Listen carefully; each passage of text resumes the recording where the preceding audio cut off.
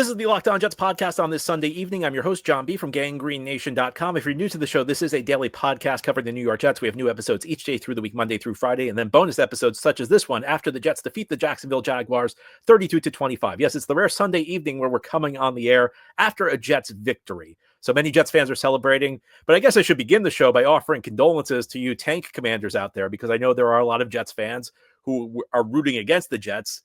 And it's not because they're bad fans. It's because losses mean a better draft position. The Jets certainly hurt their draft positioning by beating the Jacksonville Jaguars and improving to 4-10. But you know what? Even if you're a tank commander, I don't think you can be too upset today, because I say this somewhat jokingly. Sometimes you just have to tip your cap and admit the other team was worse. The Jacksonville Jaguars earned this loss.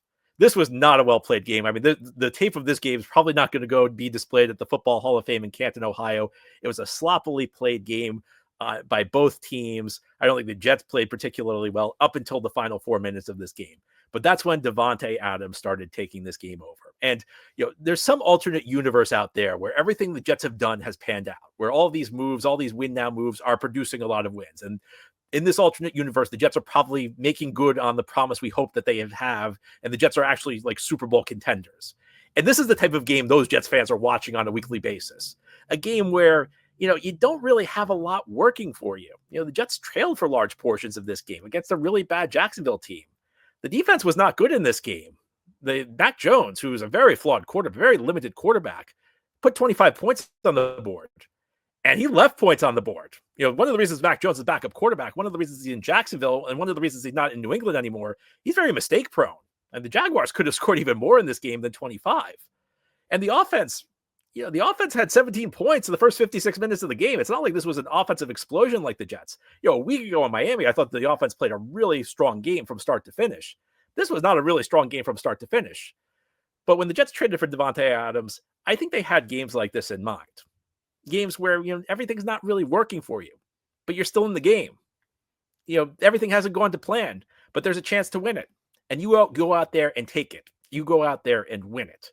And that's what Davante Adams did in the final 4 minutes of this game. And I think almost all the credit has to go to Adams, because this was a phenomenal performance. This was like a throwback performance to the days when he was a 3-time All-Pro. I think we all know Davante Adams still a very productive receiver, still a good receiver, still a receiver that can help a team. Probably not quite at the level he was in Green Bay when he was a top 3 receiver.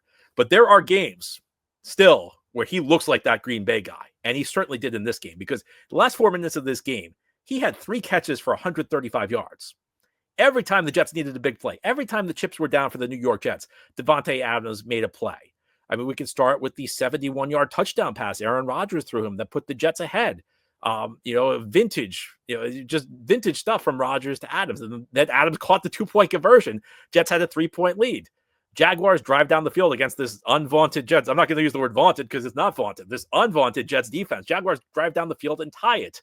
What happens? Again, every time on the game-winning drive, the Jets needed to play.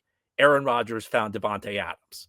A beautiful throw down the right sideline on a 3rd and 10 that Adams hauled in for a 23-yard gain. A great catch. I mean, I'm still not convinced he had his foot down, but it stood. And look, we know the Jets have had enough bad calls go against them through the years that even if he didn't get the second foot down, I'm not going to apologize for it. And then on a 3rd down play, kind of a broken play, Rodgers finds Adams. You know, Rodgers moving to his right, finds Adams on the left side. He runs down the field for a 41-yard gain. Put the Jets in a position where they should have just kicked the field goal, where they could have just run the clock out and kicked the field goal. And for whatever reason, Jeff Ulbrich didn't do that. Jeff Ulbrich decided the Jets needed to score the touchdown and give the Jaguars one more shot. But, you know, I think when the Jets traded for Davante Adams, they thought he was the final piece of a Super Bowl puzzle. They thought he was still a guy who could dominate a game like this. And as we know, Davante Adams was not the final piece of a Super Bowl puzzle.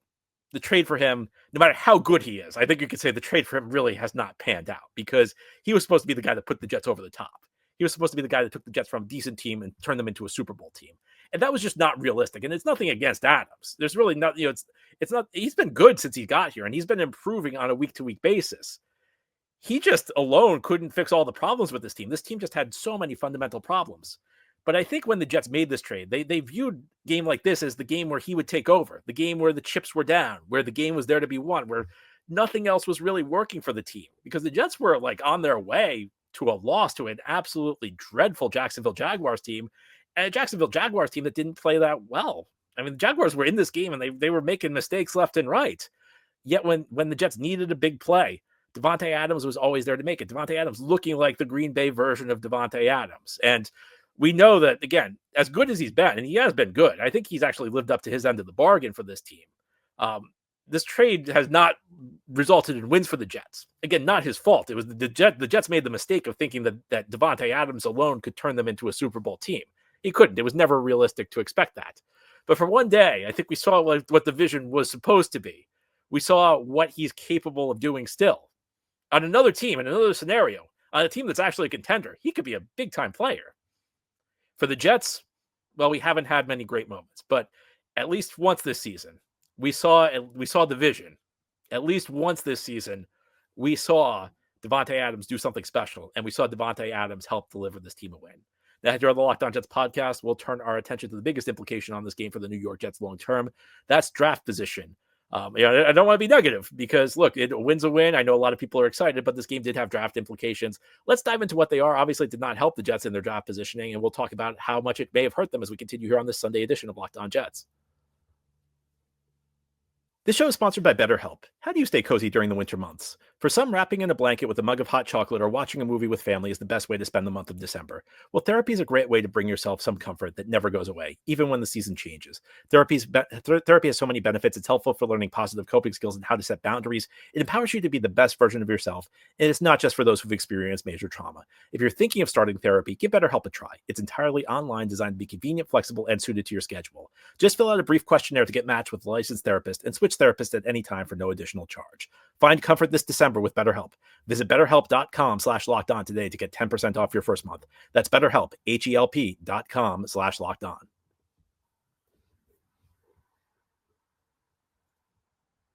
This episode of Locked On Jets is also brought to you by the College Football Playoff on TNT. It's that time of year. The College Football Playoff is back. And with the newly expanded 12-team format, it's guaranteed to be bigger and better than ever, bringing you all the hard-hitting and high-flying excitement that you love.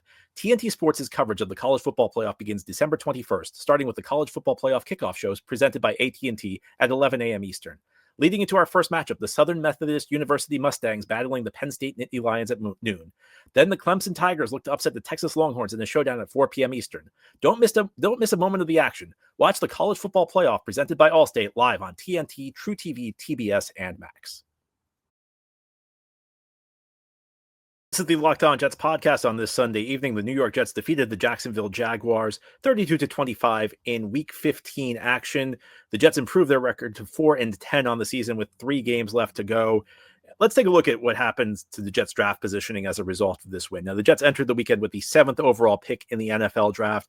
There are still a couple games to be played. Las Vegas has not played yet. The Bears haven't played yet, so that could impact things. But as we record this podcast episode, the Jets have dropped to 8th as a result of the win over the Jacksonville Jaguars. So it really doesn't hurt the Jets draft positioning all that much. And I think the Jets are probably going to be underdogs in their final 3 games. They'll certainly be underdogs when they go to Buffalo in a couple weeks. This coming weekend, they play the Rams at home. You think a better Rams team is going to be favored over them. The final week, the Jets host the Dolphins. Dolphins aren't that great, but I wouldn't be surprised to see Miami favored over the Jets in the final game of the season. So the Jets probably did not hurt their cause all that much by winning this game if they want to pick in the top 10. I think if you wanted the Jets to get really high, if you wanted the Jets to get into like the top 5 of the draft, then this game does some damage because first of all, it's a win against Jacksonville. If Jacksonville had lost, the Jets would be ahead of them. Jacksonville's now 3-11. The Jets are now 4-10. The other aspect of this is that a lot of the other 3-10 teams lost their games today. Tennessee lost, Cleveland lost. So, you go down the list. Carolina lost. The Giants, who entered 2-11, lost. So all the teams that were in front of you, all the teams you were battling for draft positioning, lost their games. Well, the Jets won. So, again, every fan views this differently. Some fans couldn't care less about draft positioning. Others really care a lot because it's the only thing that, really impacts the team materially going forward when we talk about the results of games at this time of year. So I think it's kind of a mixed result. The Jets are still in position to have a top 10 pick. That has not been materially damaged. I think this win does probably take the Jets. It makes it more difficult, at least for the Jets, to finish the season with a top 5 pick. Because the Jets have lost this game, again, the Rams, Buffalo, Miami. I mean, those could very easily be 3 losses. And then we could be talking about the Jets having a really, really high first round pick. But look, if you're a fan who roots for the tank, if you're a fan who wants the Jets to lose, well, the only thing I'd say to you is I've never been a big believer in tanking. And the reason for that is quite simple, is that in the NFL, there are great players available through the first round. There are great players available through the second round, the third round. It's really only the fourth round, like the middle of the fourth round in a typical year, where it becomes very difficult to find players. I think like from the middle of the fourth round on, it kind of becomes a dart throw.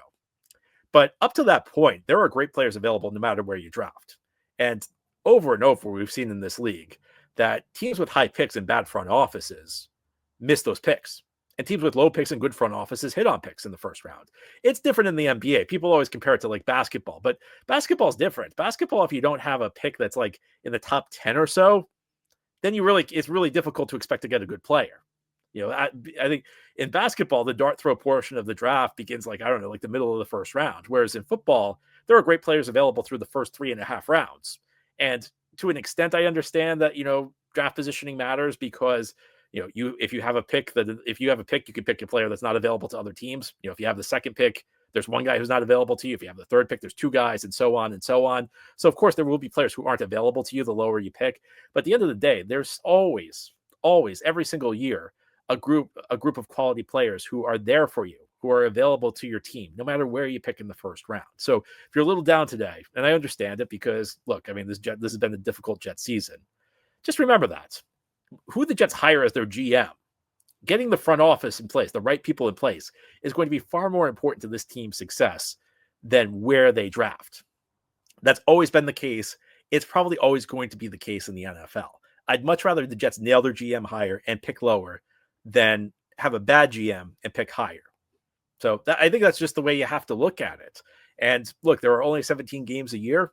And again, I get it if you're disappointed, but at the end of the day, this is the fourth time we've gotten to see the Jets win this year. It's only the second Sunday we've seen the Jets win because 2 of the 3 wins before it came on Thursday night. So you at least got to win this Sunday. And it was an exciting game. Look, nobody's going to say this was a well-played game. There were a lot of mistakes on both ends. Very sloppy performance between two bad teams. But at the end of the day, the Jets got to win. And maybe it hurt the Jets' draft position. And we talked about it. It did hurt the Jets' draft position. I don't think it materially hurt their chances of getting a great player, though. I think there's a great player available no matter where you pick. That's how I view it. Anyway, I'd love to hear your thoughts. That's all for this Sunday edition of Locked On Jets. Tune in tomorrow. We'll have our daily Monday show. We'll talk deeper about this game, what it means for the Jets, how they pulled out a victory. Until then, enjoy your Sunday night. We'll chat again tomorrow.